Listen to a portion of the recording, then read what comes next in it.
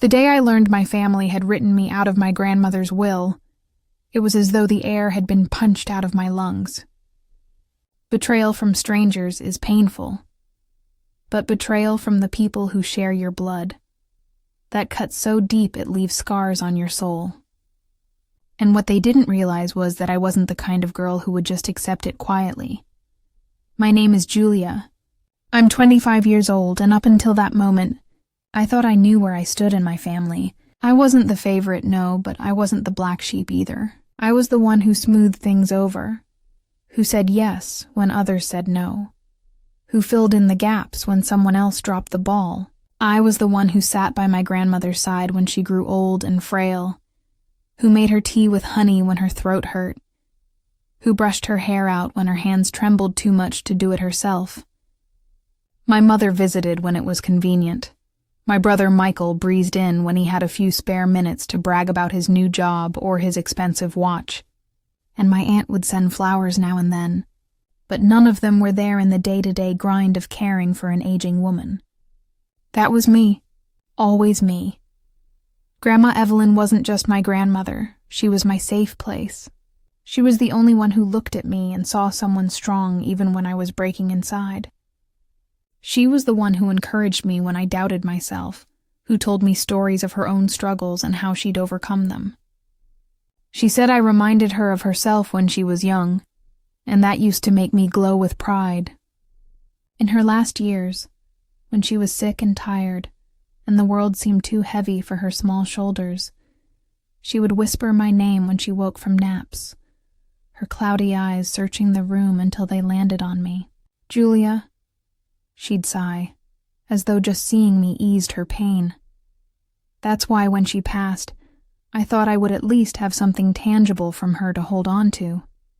Not because I was greedy, but because I believed she understood me. She'd once promised me her locket, a delicate gold piece with a tiny photo of her parents inside, and she said she wanted me to have the quilt she'd made when she was a young bride. She told me those things were mine, and I believed her. More than that, I believed that when her will was read, my years of loyalty would mean something, that I would have proof in writing that she had seen me. Instead, I sat in that stuffy lawyer's office, my palms damp, as every asset, every heirloom, every last dime was handed out to everyone but me. Michael got the house I had spent years helping her keep clean and warm. My parents got the savings she had tucked away. My aunt received the locket, the quilt, even her wedding ring. My name was not mentioned, not once, not even a token gesture. It was as if I had been erased from her life entirely. The lawyer cleared his throat, shuffled the papers, and looked at me with an awkward sympathy that made me want to scream. I glanced at my parents, hoping for outrage, for some protest, but they sat stone-faced, their expressions unreadable. Michael smirked, a satisfied curl of his lips as he tucked the deed into his folder. My aunt avoided my eyes, her gaze fixed on the table as though if she didn't look at me, she wouldn't have to acknowledge the theft. I opened my mouth, but nothing came out. My throat was tight, my voice lost, my heart hammered in my chest as though it was trying to escape. The silence was suffocating. When we walked out of the office, Michael clapped me on the shoulder with false cheer. "Guess Grandma knew who the responsible one was, huh?" His grin was sharp, cruel. I wanted to slap it off his face, but I couldn't move. My parents walked ahead, already talking about how they might use the money, their voices casual, like they hadn't just carved me out of my own life. That night, I cried until my body ached. Not because of the house or the money, though losing those things hurt, but because of the betrayal. Because the people I had loved, the people I had sacrificed for, had looked at me and decided I was worth nothing. That pain is indescribable. The pain of being invisible in your own family, of realizing that the love you thought was there might never have been real at all. But as I lay there, my pillow damp with tears, something inside me shifted. The softness that had defined me hardened into something sharper. They thought I would roll over, accept it, stay quiet. They thought I was still the girl who smoothed things over, who made herself small so others could feel big. But they were wrong. I wasn't small anymore. I wanted answers. I wanted to know how the will had been changed, why the promises my grandmother made to me had been erased, and who had pulled the strings. And most of all, I wanted revenge. The next morning, I put on a brave face and went to work as though nothing had happened. My job at the bookstore was hardly glamorous, but it paid the bills and gave me a quiet place to think. As I rang up customers and shelved novels, I replayed the will reading in my mind, dissecting every glance, every word. Something about it didn't feel right. Grandma had been many things, but forgetful wasn't one of them. She had been clear with me about her wishes, and I refused to believe she'd changed her mind. Someone had changed it for her. That thought burned in me like a brand. That evening, I went back to her house. It was Michael's now, technically, but he hadn't moved in yet, too busy flaunting his new status to his friends. The house was empty, quiet, the air still holding her scent of lavender and cinnamon. I walked through the room slowly, my heart heavy, until I reached her bedroom. Her desk was still there, the one where she used to sit and write letters. I opened the drawers carefully, searching through stacks of old stationery and photographs. And then I found it, a folded piece of paper tucked into a book of poetry. My breath caught as I opened it. It was a handwritten note, dated just a few months before she died. To my dear Julia, it began, her handwriting shaky but unmistakable. You have been my light in these last years. I want you to have my locket and my quilt, and when the time comes, I hope you will keep this house as your own. You deserve it. I sank into the chair, my hands trembling. Here was proof that she wanted me to have those things. So why had the will said otherwise? The answer was obvious, and it made my stomach churn. Someone had tampered with it. Someone had erased me, and I knew exactly who had the most to gain. Michael. I could almost hear his smug voice, see his self-satisfied smirk. He'd always been jealous of the bond I had with Grandma. He hated that she praised me, that she trusted me.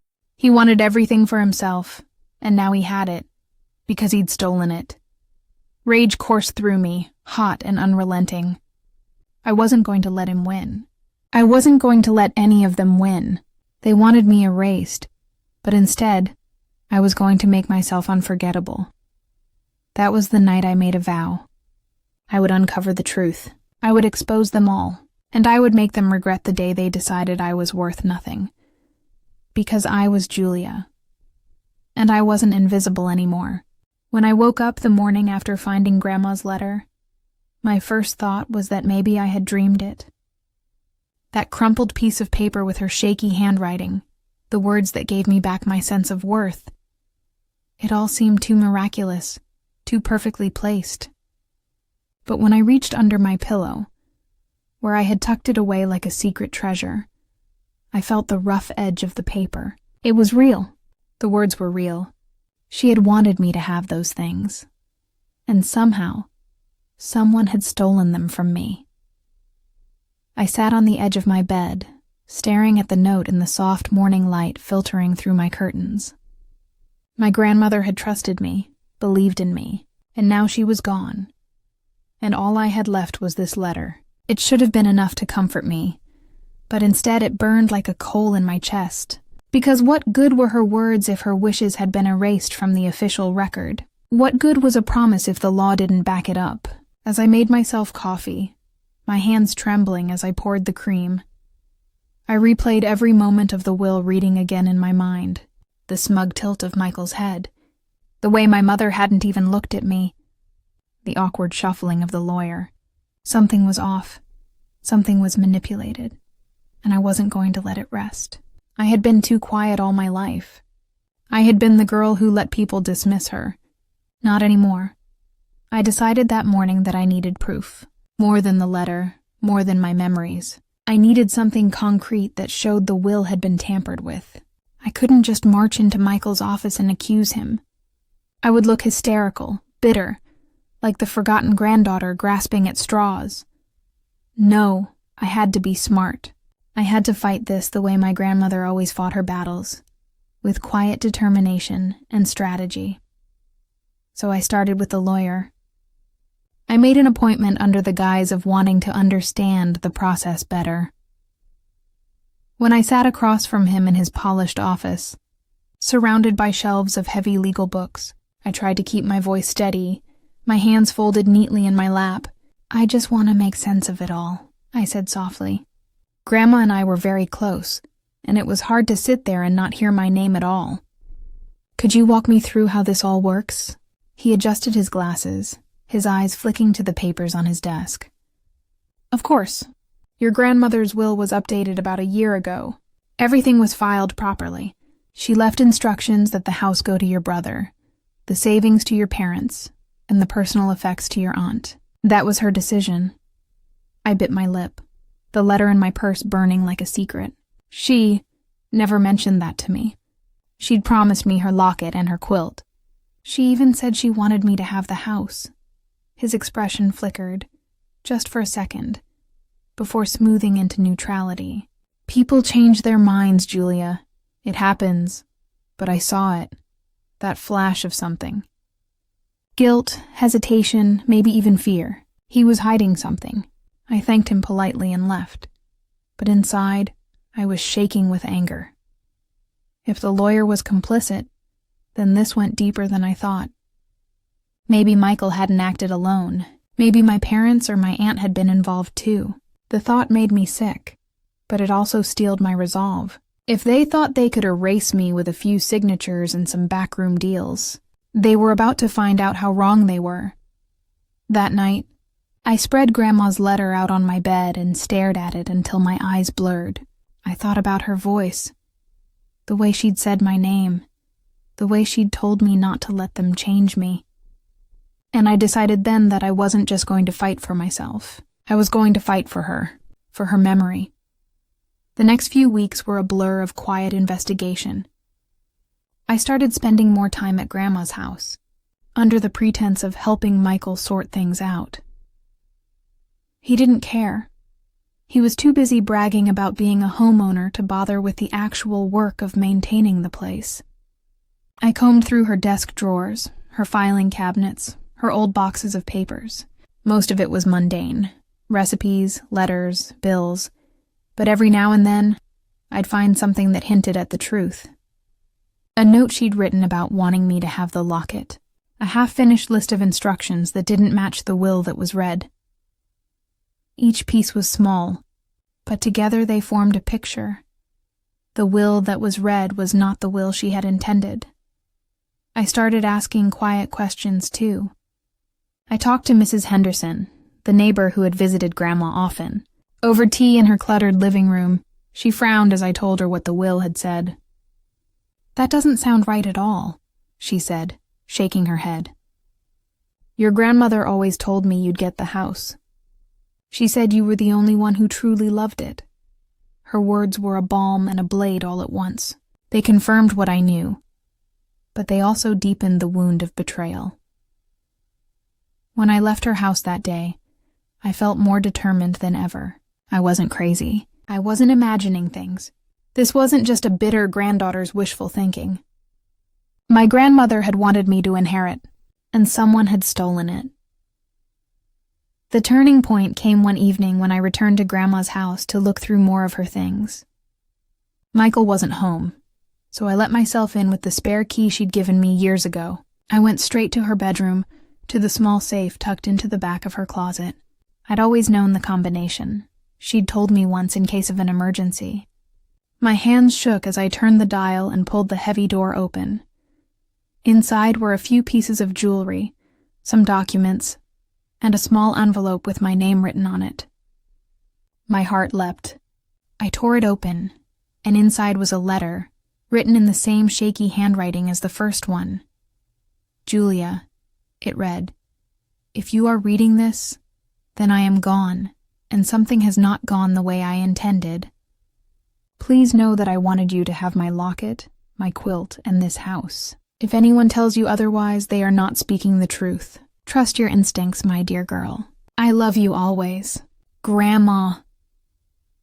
Tears blurred my vision as I clutched the letter to my chest. This was it. Proof. Irrefutable proof that she had wanted me to inherit. Proof that the will had been tampered with.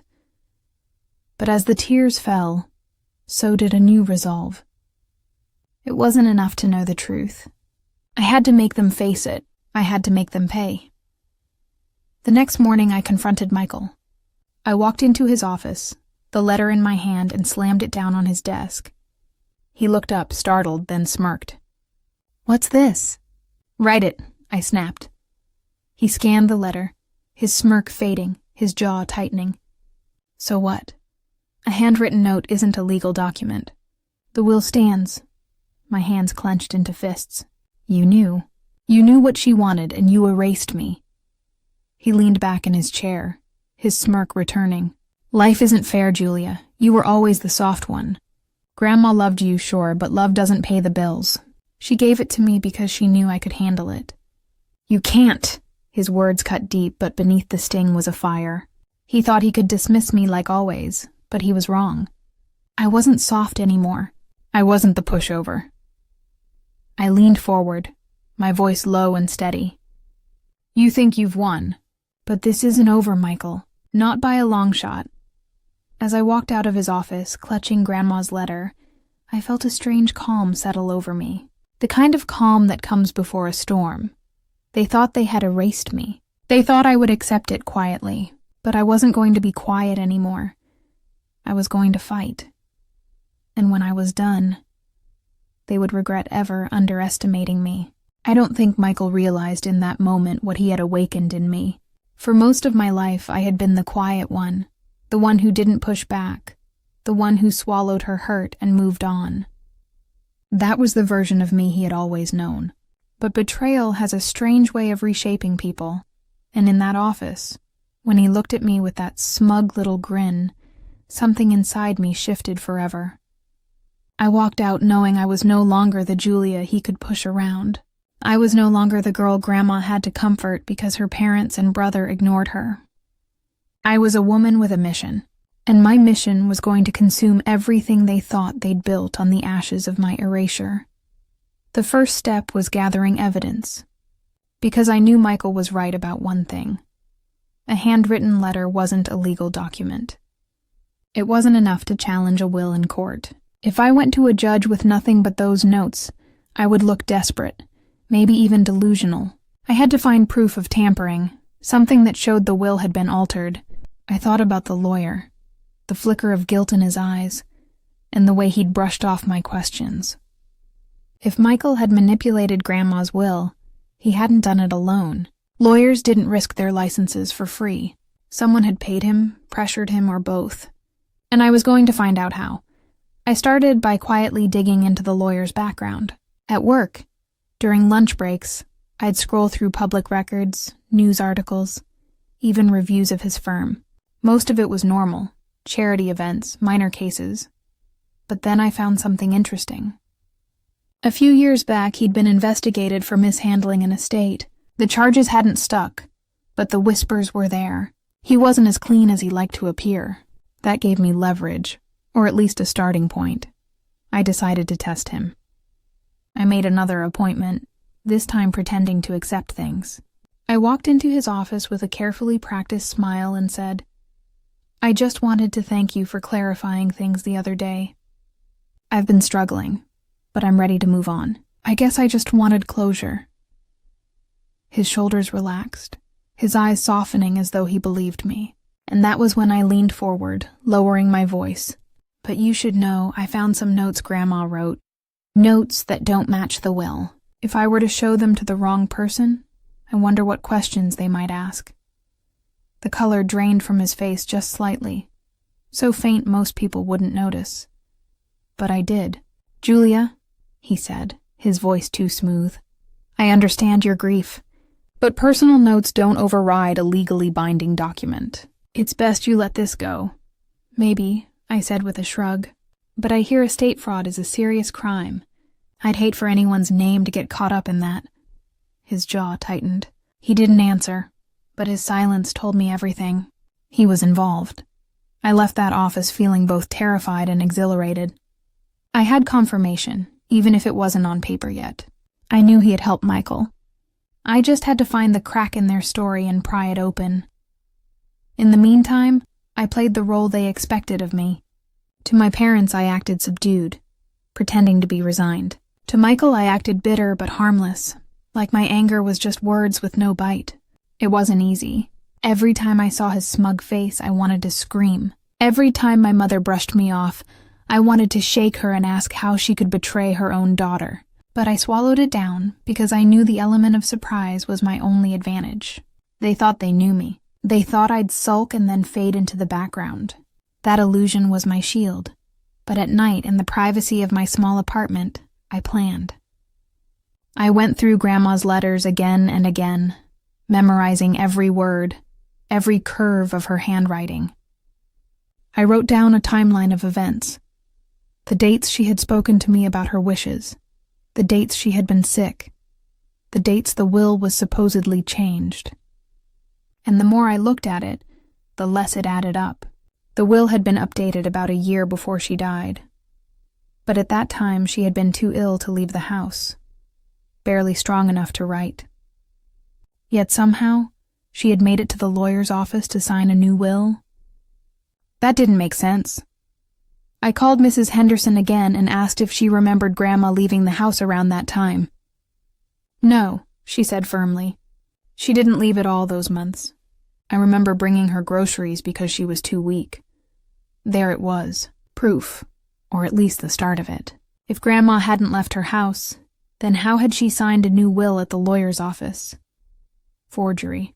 That was the word that buzzed in my head like a hornet. The idea chilled me, but it also lit a fire.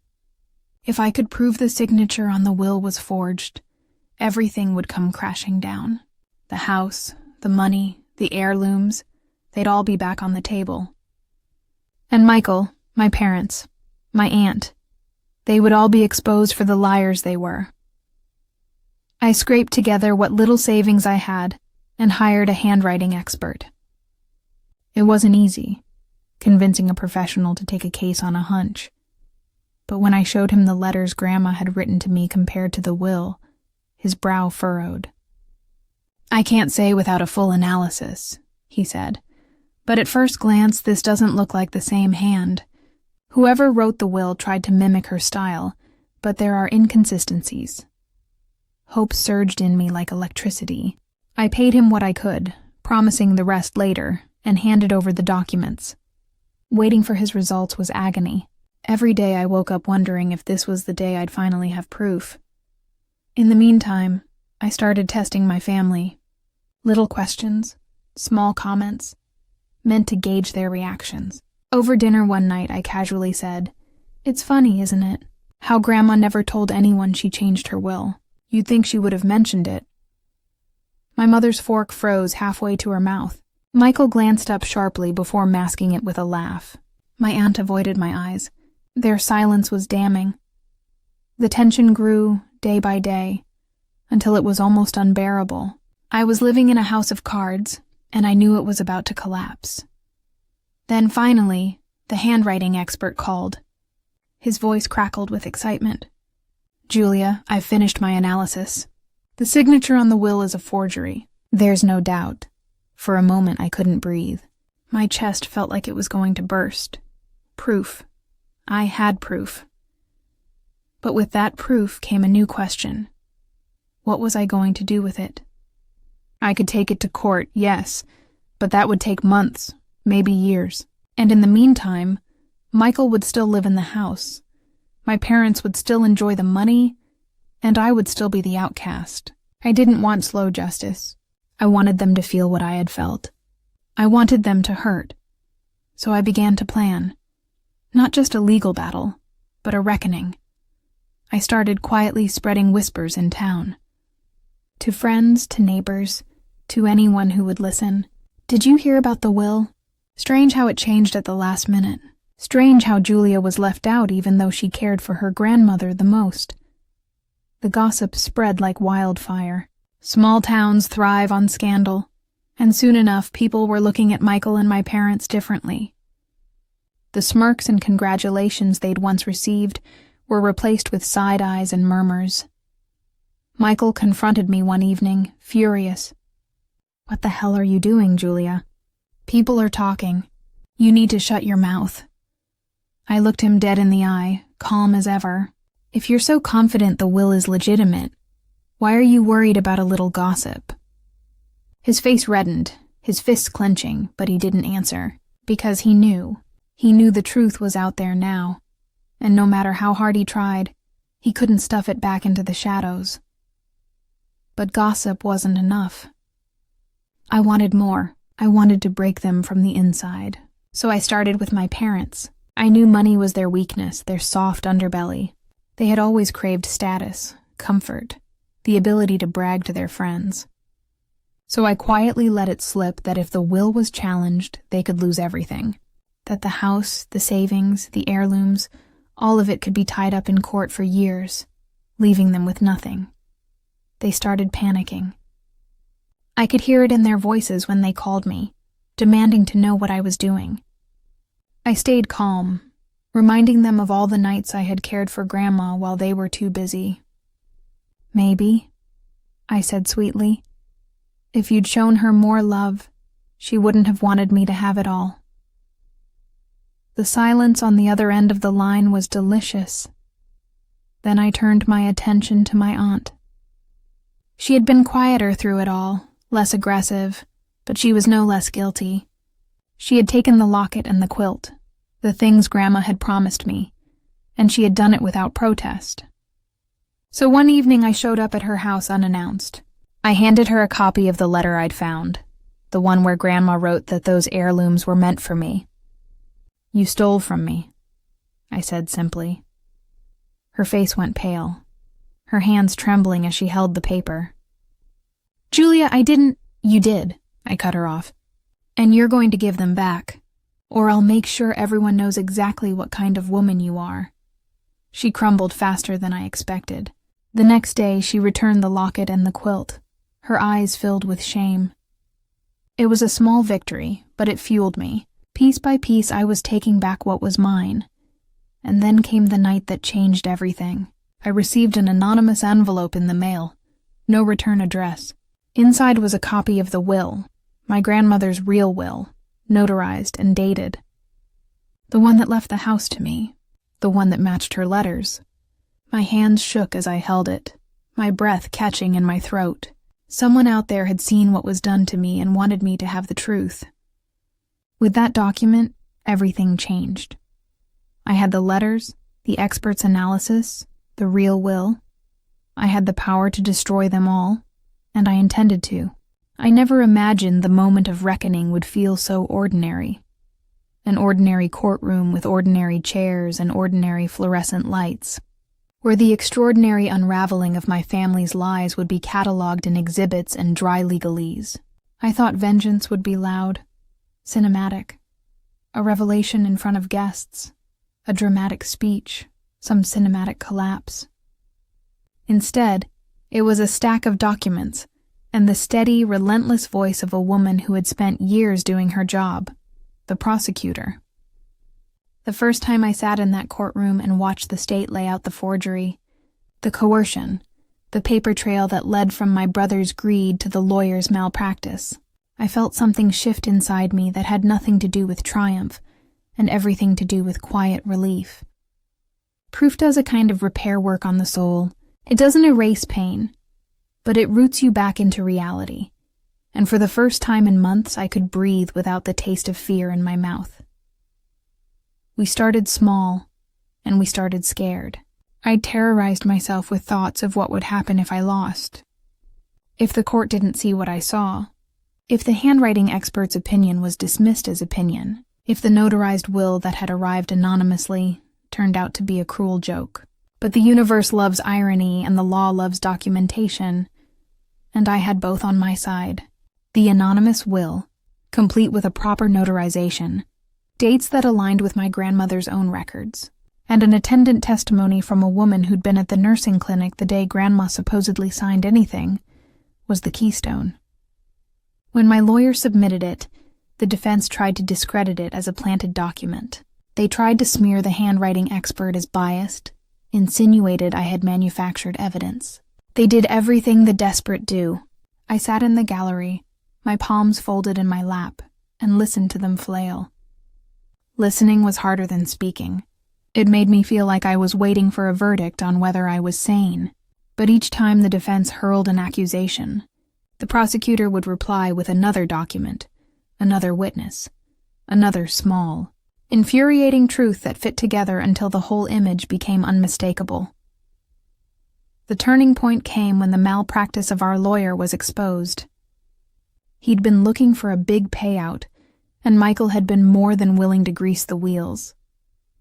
There were recorded phone calls, one of which the prosecutor obtained from a business contact who'd been suckered into thinking he was being asked for advice and had unwittingly recorded his own conversations with Michael about handling matters discreetly. This man, embarrassed and regretting his role, handed the recording over to the authorities when he realized the depth of the deceit. Hearing that voice in the courtroom, the one that matched every hint of guilt I'd seen in the lawyer's eyes months earlier, was a peculiar vindication. The lawyer's face crumpled when the prosecutor played a clip of him asking Michael, "Are you sure she's asleep when you do this? We can't have her recall anything." I had to close my eyes so my tears wouldn't be used against me as sentimentality. The judge's expression when that tape finished was not theatrical. It was simply the realization of the obvious. A betrayal had been carried out and documented. Michael fared worse. The prosecution painted him not as some tragic, misguided inheritor, but as a man who had systematically manipulated an elderly relative, forged a document, and colluded with a legal officer to appropriate assets. The defense tried to cast him as a burdened son making hard choices, as a person driven by an obligation to provide. It was a ridiculous thesis in the face of Grandma's letters, the genuine testimonies of neighbors who'd watched her fade and who knew where she'd been on the crucial days, and the fact that Michael had been seen taking cash deposits from a friend known for laundering money. He looked smaller in public than he ever had on private platforms. Social media friends who used to retweet his vacation photos now stood awkwardly at the courthouse steps and avoided eye contact. There is a peculiar cruelty in watching a person who once smiled unrepentantly at the same world that now refuses to applaud. It is not a cruelty I enjoyed, but it felt like a natural balancing of accounts. My parents were another story, more complicated and, in some ways, worse. They carried the guilt of accommodation in their stooped shoulders. My mother, who had laughed at my tearful pleas at the will reading, sat in the second row of the courtroom like a woman trying to hold on to a role that no longer fit. I had fantasies, righteous and simpler, about dramatic confrontations, about public apologies, about watching them ask for my forgiveness. In practice, nothing about hurt heals neatly on command. My mother did not rise up like a repentant archangel. Instead, she called me once, voice small, asking if I'd be willing to compromise, to accept some paltry settlement rather than make things worse for the family name. I remember the flush of anger, so pure and bright it startled me. But deeper than that was a sorrow for us both, for what it takes to be someone who can turn away from your child when morality demands you step in. I told her no, not because I loved drama, because offers made from a place of convenience are not apologies, and a compromise would have been a way to silence me without justice. She told me later, in a trembling, awkward conversation, that she had been afraid of Michael, that his temper could make her life unbearable. Fear is an ugly defender, but it is a human one. It didn't absolve her, but it explained her complicity. When the judge finally read his decision, the will was declared invalid due to forgery. The lawyer was sanctioned and referred for criminal charges, and Michael faced penalties that included restitution and community service. The air in my chest loosened as though someone had unbuckled an impossible seatbelt. The house, in legal terms, reverted to the state of affairs before the forged will. The original testament that named me the primary beneficiary was recognized. It was both a legal victory and a moral resettlement. Justice, the kind that looks pretty on the surface, can feel raw at the center. The judge's dictum did not suddenly stitch up every fracture. It did not make up for the weeks of humiliation, the nights I lay awake hearing my own heartbeat, the quiet way neighbors sometimes looked at me as if one wrong breath could topple me. But it did give me a place to stand again. It restored my grandmother's voice in a way that no one could argue with, and that mattered. The aftermath of the verdict was messy and strangely intimate. Michael moved out of the house within a week, and for a while, he tried to put together a public persona of contrition. It lasted a month. He apologized publicly in halting, hollow phrases that fell like dry leaves from his lips. People who used to nod politely now gave him the kind of pity that's worse than contempt. My parents insisted for a long time that their actions were those of adults under pressure. My mother's apology, when it finally arrived in a bearing-down letter typed at odd hours, was not a clean stitch either. She wrote about fear and a desire for security. She wrote about how my grandmother asked her to keep the family name intact, and how terrified of what the family might lose, she had chosen an ugly version of protection. I answered her letter with honesty, not anger. I told her that I understood fear, but that fear could not be the architect of my life. She cried on the phone after she read my reply. I cried too, but mine was not the salt of surrender. It was the salt of a wound closing. There were people I forgave and people I didn't. Forgiveness is not a public currency. It's a private ledger. Aunt Margaret returned the locket and the quilt, not because she felt shame, but because the evidence made material keeping a morally dubious inheritance untenable. She sent the items in a plain box with a short note. I was wrong. I accepted them because it was what Grandma wanted, and because physical things do not carry the full weight of what they once meant. My grandmother's house, its floorboards, her faded curtains, the tea-stained cups I used to line up on the counter, became mine, not as a trophy but as a responsibility and a hinge. I painted one of the bedrooms a bright teal because Grandma liked things vivid. I planted lavender in the back garden in her memory and in my own, because scent had been her compass. The more complicated reconciliation was with Michael. He had to face legal consequences that rattled him. Restitution payments meant months of menial work and humiliating petitions. He worked in community service, in the places where real people live, soup kitchens, shelters, where the small everyday kindnesses are the scaffolding for redemption. I did not gloat when I saw him there. On the contrary, there was a melancholy in witnessing a brother who had once been full of swagger reduced to the measure of his actions.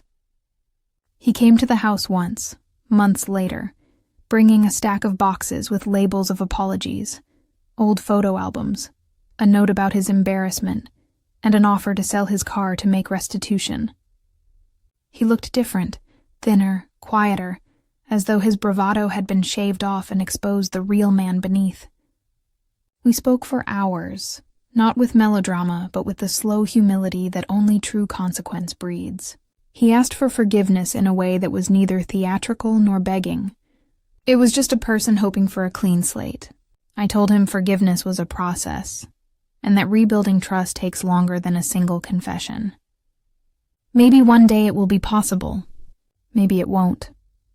I wanted to hold the door open, but I was not foolish enough to let him wander back in without proof he'd changed. Through all of this, the town watched, murmured, and then moved on. News cycles turned. People who'd enjoyed being close to my family's supposed status drifted away when that status crumbled. Some friendships I'd had since childhood dissipated under the weight of awkwardness. Others deepened in ways that surprised me. The friends who stayed were the ones who didn't need my life to reflect their own status. They showed up with casseroles and with offers to help with repairs on the house. One neighbor taught me how to fix a leaky faucet.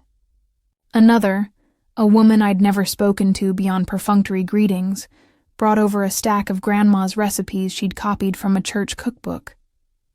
We formed a new, smaller, truer community, people who appreciated the house for what it was, not for its supposed market value. And then there were the quieter victories. With the house back in my care, I arranged Grandma's belongings exactly as she would have wanted. I laid out the quilt on the guest bed and placed the locket on a small dish near the sink where sunlight would hit it in the morning. I invited Emma, the neighbor's grandchild she'd babysat once, to come over and teach me how to use the old Singer sewing machine, the one Grandma loved. Emma was only 9, but she took to the rhythm of needle and thread with the seriousness of an apprentice. I taught Lily, who had been drawn to my grandmother's kitchen like a moth to a flame, how to make jam from the strawberries that bloomed in the back garden. People come to houses for many reasons, but they stay for the life you make inside them, the small, repetitive acts of care that stitch a broken narrative back together. That was the therapy I did. I repaired the physical space and, in doing so, made room for my own healing. I also found a new vocation, one that fit like a hand into a glove I hadn't known I had: advocacy. I began volunteering at the legal aid clinic, helping other people who had been cheated by family members or unscrupulous advisors. I learned the names of forms and the rhythms of probate hearings, and discovered I had a talent for asking questions that made people uncomfortable in productive ways. There is a certain justice in taking the pain you endured and using it to prevent someone else's hurt. I started running a small support group, Letters and Heirlooms, for people who'd been cut out of estates or who'd lost relatives to manipulative influence. We met in the house's sunroom with tea and emergency knitting needles.